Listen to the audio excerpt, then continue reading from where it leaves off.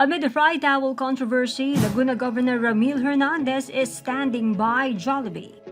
Before Hernandez became the provincial chief executive, he was once a crew of the popular fast food chain.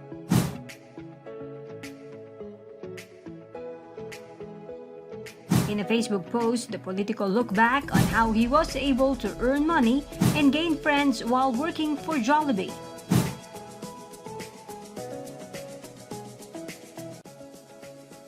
He also looked back with gratitude and love for Jollibee.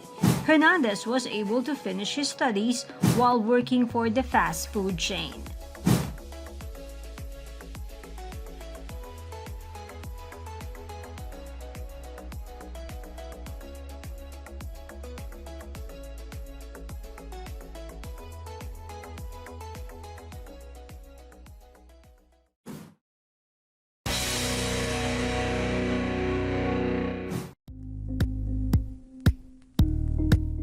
Thank you for watching Politico TV. Please like and subscribe to our channel for more videos.